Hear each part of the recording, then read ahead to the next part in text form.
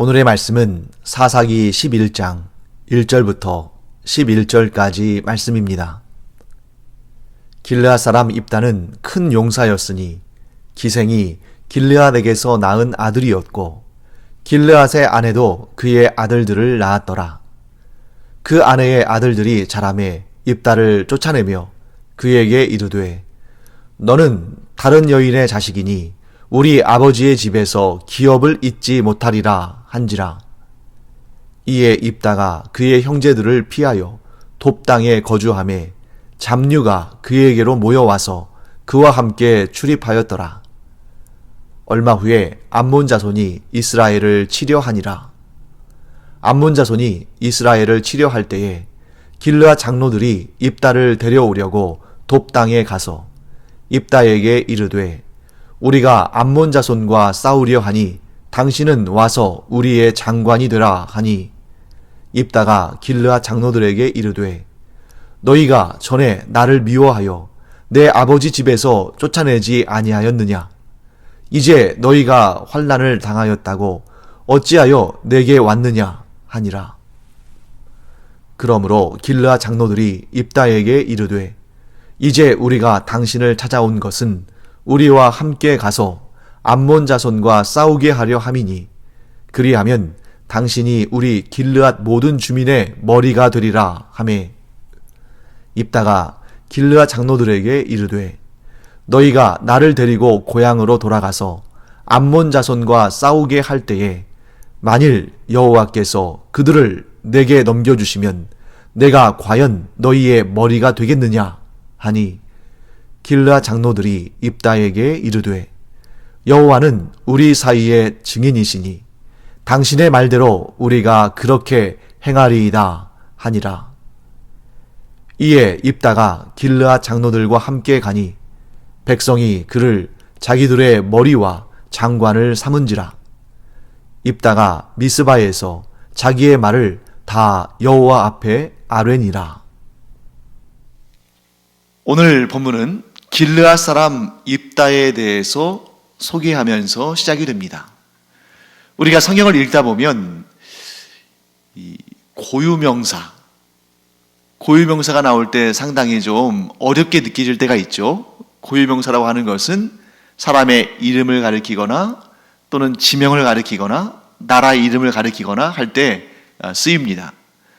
그래서 어떤 경우는 이게 사람 이름인지 혹은 지명인지 국가의 이름인지 이게 또 좀 혼동될 때가 있고요. 또 그것을 잘 알아야 되는 이유가 때때로 동명이인들도 등장하고 또 오늘 본문 가운데 또 지명 중에 미스바라는 곳이 등장하는데 이 미스바도 요단강 서편에 있는 미스바와 요단강 동편에 있는 미스바 이렇게 같은 이름의 지명들이 존재하기 때문에 우리가 상당히 어렵게 느껴집니다만 그런 것들을 또 바로 알면 성경의 그런 전체적인 의미를 파악하는 데 더 도움이 되겠죠. 일단 길르앗이라는 그 이름의 최초의 예는 즉 그 기원은 사람 이름으로부터 비롯됩니다. 사람 이름 길르앗. 자, 길르앗은 누구냐면 므낫세의 손자입니다. 므낫세의 아들 중에 마길이라는 사람이 있었고 그 마길이라는 사람의 아들들 중에 길르앗이라는 사람이 있었습니다. 그리고 이 길르앗이라는 사람의 후손들이 길르앗 사람들이라고 불렸어요.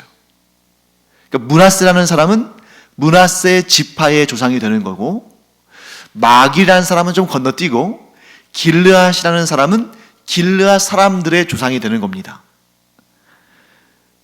그리고 나중에 이 길르앗 사람들이 모여서 살게 된 그 지역을 길르앗 땅이라고 부릅니다. 그러니까 이런 경우는 사람의 이름이 한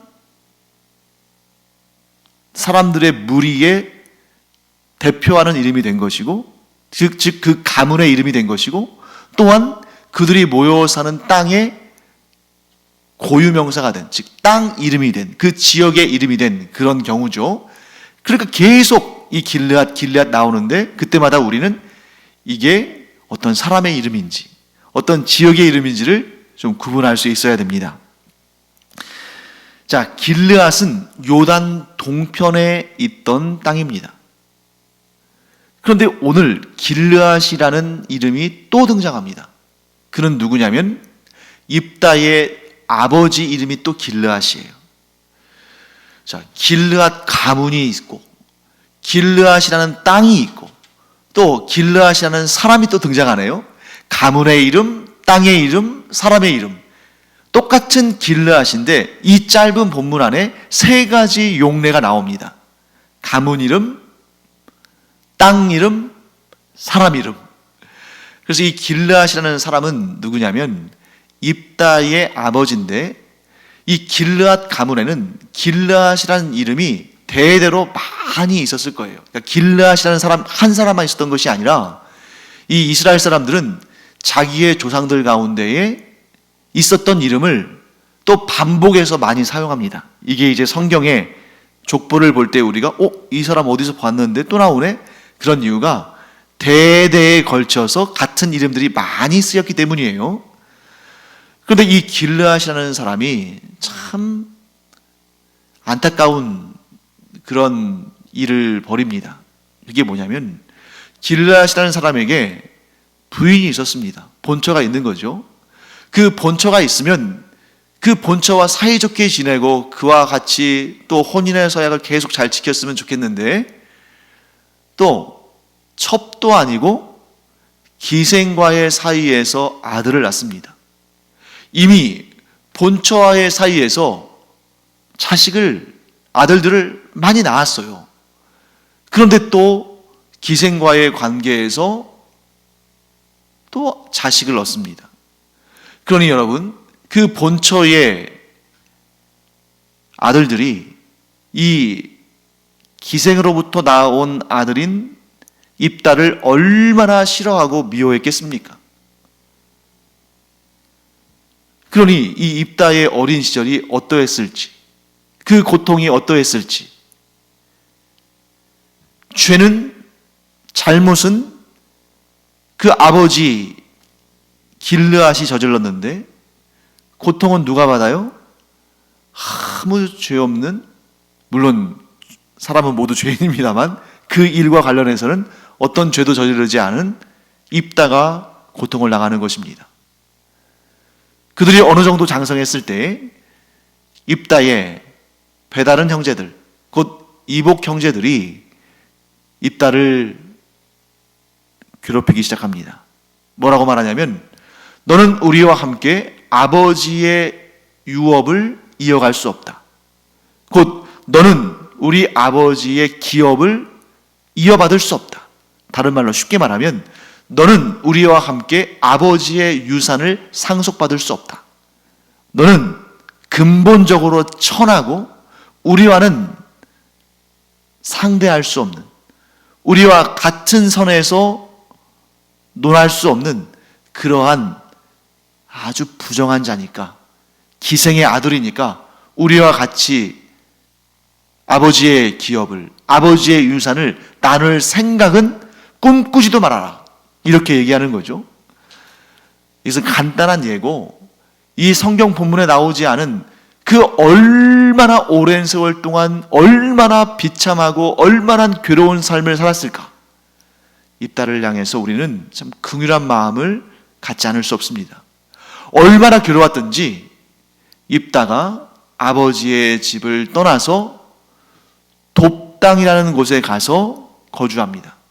그런데 이 돕당이라는 곳은 이방인들이 거주하는 곳이에요.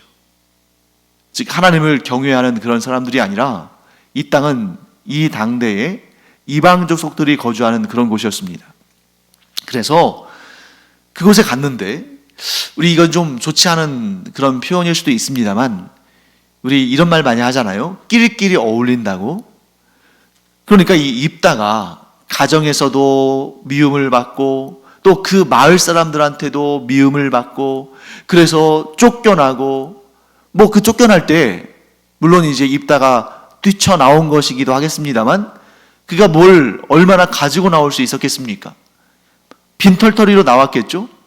그리고 그는 사회에서 미움을 받았으니까 자기 자신의 인생에 대해서 한탄하고 정말 소망 없이, 가진 것 없이, 사랑받지 못한 상태로 그렇게 살아갔을 테니까 그 비슷한 사람들이 서로 어울리자고 오는 겁니다.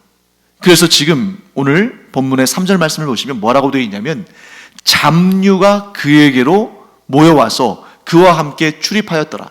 출입한다는 것은 한자로 나가고 들어오고 했다는 거죠. 그러니까 이건 뭐냐면 교제했다.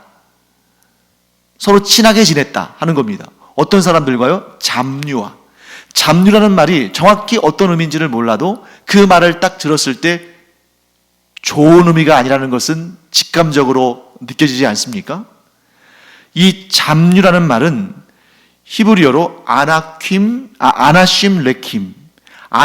레킴이라는 단어인데 이 단어의 의미를 직역해 하면 어떤 뜻이냐면 무법의 남자들, 무법자들 이런 뜻이에요. 자, 무법자가 어떤 사람들이겠어요? 법 없이도 살 만큼 선한 사람들이겠습니까? 아니죠. 정반대죠. 법을 지키지 않고 막무가내로 자기 마음대로 내키는 대로 살아가는 사람들. 그러니까 쉽게 말하면 건달들이나 오늘날의 방법으로 우리나라의 방식으로 말한다면 뭐 조폭들이나 뭐 이러한 사람들인데 그런 사람들이 인생을 소망하지 않고 또 될 대로 되라 하며 살아가고 법이 무서운지 모르고 그렇게 막 살아가는 그런 사람들과 섞여서 살았다 하는 것을 우리가 알게 됩니다. 자, 본문의 1절 말씀에 이렇게 말씀하고 있지 않습니까? 길르앗 사람 입다는 큰 용사였으니. 그런데 그가 무법의 남자들, 곧 무법자들 가운데 섞여 살아가던 사람이었다. 얼마나 이게 놀라운 일입니까? 하나님께서 잡류들, 곧 무법자들 가운데서 건달들, 조폭들 가운데서 그들과 어울렸던 입다를 어떻게 들어 사용하셨다는 거예요? 큰 용사로 들어 사용하셨다. 저는 이런 일을 보면서 우리가 흔히 이런 얘기를 하잖아요. 사람 일은 모른다. 사람의 인생은 다 살아보지 않고는 알 수가 없다. 끝날 때까지는 끝난 것이 아니다. 이 입다와 가장 가까이 살았던 그의 가족들, 그의 형제들, 또 길르앗 사람들조차도 입다에 대해서 아무런 소망도, 아무런 기대도, 아무런 기대치도 없었을 겁니다. 항상 손가락질하면서 놀렸겠죠. 기생의 아들, 기생의 아들.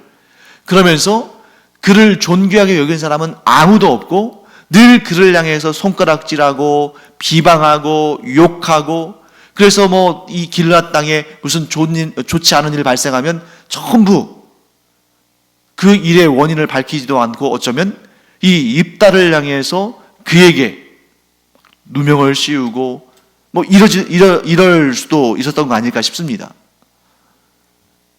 그런데 하나님께서는 사람들에게 미움받고 사람들에게 저주받고 사람들에게 그 어떤 기대감도 얻지 못했던 어떤 소망도 품지 못했던 그 잡류와 어울리는 사람 입다를 무법자들과 함께 교제하던 입다를 큰 용사, 이스라엘을 구원하시는 큰 용사로 삼으셨다. 얼마나 놀라운 일입니까? 오직 하나님만이 하실 수 있는 일. 그래서 하나님께서 함께 하시면 야인으로 지내던 사람도 얼마든지 역사의 중심에 설 수 있다.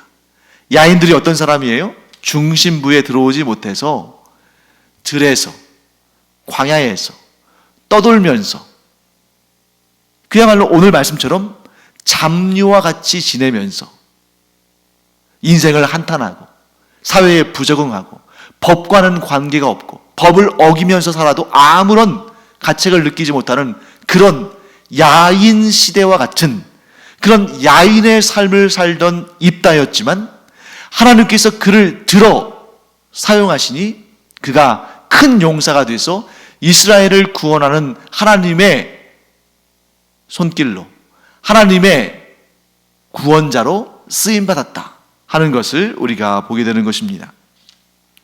그야말로 입다야말로 인생 역전의 대명사가 되는 거죠. 자, 이제 그 인생 역전이 이루어지게 된 역사적인 사건을 살펴보게 됩니다.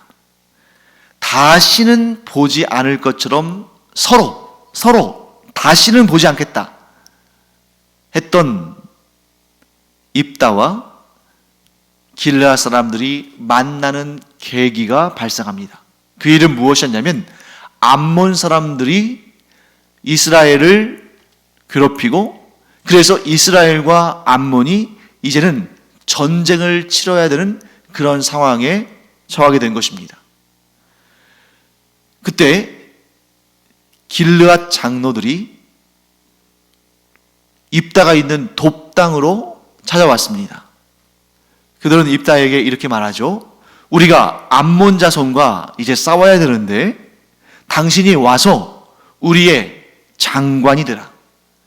자, 보통 성경에서 장관이라는 말이 나오면 오늘날 우리나라의 장관이라는 개념과는 좀 다르죠. 보통 이 장관과 매치가 되는 말은 군대라는 말입니다. 그래서 군대 장관이라는 표현이 성경에 자주 등장하잖아요.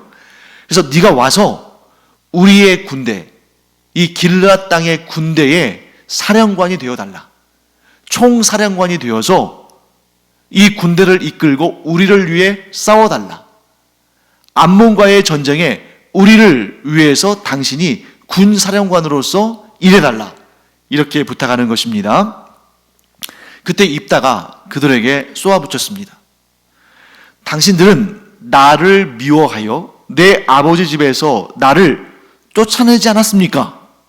그런데 이제 와서 어려움을 겪게 되니까 나를 찾는 것입니까? 자, 그런데 여러분 한번 잘 생각해 보세요. 이 말이 좀 이상하지 않습니까? 입다를 그의 아버지의 집에서 쫓아낸 사람들은 입다의 이복 형제들이었죠. 그런데 왜 이 장로들에게 그렇게 말하는 것일까? 물론 입다를 쫓아낸 입다의 이복 형제들 중에 이 길르앗의 장로가 된 사람이 있을 수도 있겠죠. 하지만 보통 장로라고 말하면 사람들의 대표자고 상당히 나이가 있는, 즉 연륜이 있는 그러한 그 백성들의 지도자이기 때문에 입다의 형제들이, 입다를 쫓아낸 입다의 이복 형제들이 장로들 가운데 있었다라고 보기에는 조금 어려움이 있습니다. 물론 그런 일이 있을 수 없다라고 단정할 수는 없는 것입니다. 하지만 그렇다기보다는 이 장로들은 길르앗 사람들의 대표고 그들의 지도자들이고, 그래서 그 땅에서 일어나는 일들에 대해서 책임감을 가지고 하나님의 뜻을 따라 재판도 하고 판결하고 조정하기도 하고 잘못된 일들이 있으면 바로잡기도 하고 그런 역할을 해야 되는 사람들인 것입니다. 장로들은 지도자니까요. 그런데 아마도 입다가 그 장로들을 향해서 당신이 나를 내쫓았다, 당신들이 나를 내쫓았다라고 말하는 것은 이 장로들만이라도 입다의 이복 형제들이 입다에게 악한 일을 하고 그를 쫓아내고 그를 괴롭힐 때에 하나님의 말씀대로 그 백성들을 지도하고 이끌어야 되는 장로들이니까 그렇게 하면 안 된다. 아무리 기생의 아들이라 할지라도 너희가 아버지가 같은 형제들인데 그렇게 형제를 미워하고 저주하고 그런 식으로 쫓아내면 안 된다 하고 그들을 훈계하고 가르치고 이 일을 선악간에 판단해서 잘 마무리 짓고, 그래서 이들 사이에 그 좋지 않은 관계를 앞장서서 해결해 주는, 그래서 입다가 좋지 않은 방법으로 그 아버지 집에서 쫓겨나지 않도록 보호해주고 그들 사이에 중재해줘야 되는 입장을, 그런 일을 이 장로들이 해야 되는데, 아마도 제 생각에는 입다가 원한을 품은 것은 오히려 이 장로들이 입다가 기생의 아들이라고 해서 입다의 그 이복 형제들의 결정을 지지하고 동조하고, 그래서 결국 입다가 쫓겨나는 데 있어서 이 장로들이 오히려 어떤 역할을 한, 오히려 지지한, 입다의 억울함을 모른 채 하고 눈 감아버린 그런 일을 하지 않았을까 하고 생각해 볼 수 있습니다. 그런데 어쨌든 간에 지금 길르앗이 위기에 처했으니까 입다의 도움을 구하기 위해서 찾아온 거죠. 아마도 제가 오늘 이 설교의 제목을 입다의 야인 시대라고 붙였는데, 나라의 기강이 무너지고 나라가 힘이 없고 나라의 군대가 오합지졸이 되면, 우리 옛날에 그 야인 시대라는 드라마가 있었던 것처럼 주먹개나 쓰는 사람들이 그 사회의 희망으로 떠오르는 그런 이상한 현상이 발생할 수 있다는 것이죠. 마치 김두한처럼. 김두한은 건달이고, 또 소위 말해서 깡패라고 불리고 정치 깡패라고 불리고 그러지 않았습니까? 그런데 사람들이 워낙 그 사회가 지금 다 무너지고 힘이 없고 위기에 처하면 그런 건달, 깡패, 조직폭력배 이런 사람들이 나서서 그들을 보호해 주기를 바라고 무슨 역할을 하기를 바라는 그러한 이상한 형태로 역사가 전개된다는 거죠. 그 야인으로 있었던, 싸움깨나 하고 주먹깨나 쓰고 그래서 싸움질 좀 잘하는 그런 사람들이 필요한 그런 시대가 되어버렸다. 이 사사기의 시대가 이처럼 정말 최악의 상태로 전락했다는 것을 보게 되는 거죠. 그래서 야인으로 머물고 있는, 그러나 주먹세계에서는 좀 알려진 입다를 데리러 간 것입니다. 그런데 길르앗 장로들의 요청에, 그 길르앗 군대의 총사령관이 되는 그 어마어마한 그런 직위 아닙니까? 그 자리에 입다를 앉혀주겠다고 제안하러 갔는데, 아마도 이 길르앗 장로들은 속으로 이렇게 생각했을 거예요. 집에서 쫓겨나서 이방 땅에서 주먹이나 쓰는 건달, 깡패 두목을 우리가 정규 군의 사령관 자리에 앉혀준다 그러면 그가 기뻐서 아주 흔쾌히 예스 할 것이다. 막 그렇게 생각했을 거예요. 그런데 입다가 NO 하고 거절하니까 이 길르앗 장로들은 당황했을 겁니다. 어떻게 해서라도 입다를 붙잡아야 되는데, 그러니까 이 길르앗 장로들이 또 어떤 제안을 하냐면, 당신이 군대를 모아서 우리를, 군대의 지휘자가 돼서 우리를 구원하면 당신을 우리의 머리, 곧 지도자로 삼겠다 하고 제안을 합니다. 입다는 다시 한번 그들의 제안을 확인합니다. 믿을 수가 없잖아요. 그들이 과거에 자기에게 어떻게 했는지를 다 경험했는데, 그 장로들이 의롭지 않은데, 그들이 입다가 괴로울 때 도와주지 않았는데 언제 말이 바뀔지 모르는 거 아닙니까? 그래서 입다가 다시 한번 확인합니다. 여호와께서 나와 함께 하셔서 그들을 나에게 넘겨준다면, 즉 내가 승리한다면 너희가 나를 너희의 머리로 삼겠느냐? 즉 나를 진짜 길르앗의 지도자로 세워주겠느냐? 그때 그 장로들이 이제 배수의 진을 친 거 아닙니까? 더 이상 어떻게 물러설 수도 없고, 차라리 암몬에게 지배를 당하느니 입다의 통치를 받는 게 낫다 생각했겠죠? 여호와를 증인 삼아 약속합니다. 실제로 입다가 길르앗에 돌아갔을 때 길르앗 백성들은 입다를 자기들의 머리, 곧 지도자와 장관, 군사령관에 추대합니다. 그런데 이때 입다는 다시 한 번 더 확인합니다. 어떻게 확인하냐면 미스바에 가서, 이 미스바라는 곳은 사무엘 선지자 때 그 미스바는 다른 곳이에요. 요단강 동편의 길르앗 땅에 있는 미스바, 보통 미스바라고 하면은 큰 광장이 있는 곳을 의미합니다.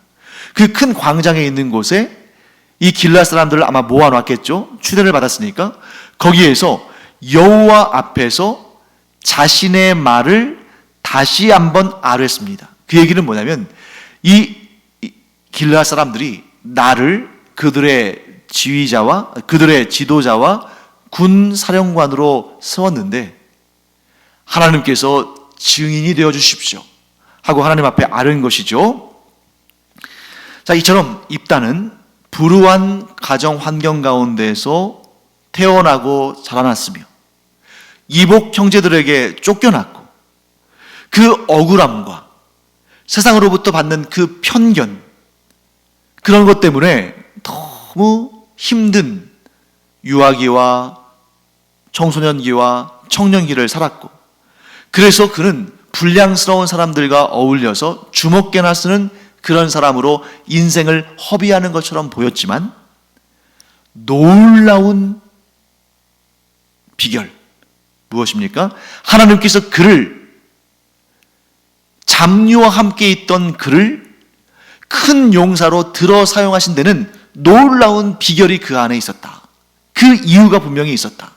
그게 뭐냐면 입다가 길르앗 사람들은 믿지 못했지만 그가 그래서 어떻게 했냐면 여호와 앞에서 그 말을 다시 아뢰므로써 여호와 하나님의 확답을 받기를 원했다는 것입니다.